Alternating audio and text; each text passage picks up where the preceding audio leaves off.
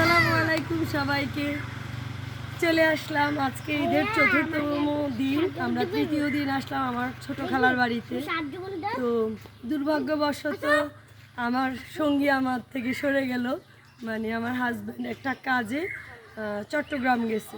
তো এটা নিয়ে আসলে রাত থেকে খুব খারাপ লাগতেছিল যে একটু শখ করে আসা না, আমি আবার মানে ওকে সকালবেলা আশপাশে ঘুরি, এই রাস্তায় ওই রাস্তায় যাই যখনই আন্টির বাসায় আসি।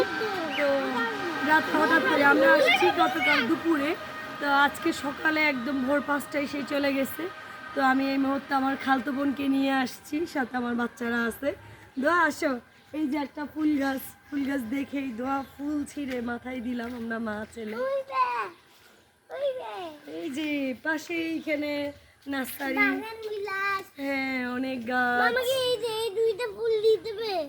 না বাবা আস্তে,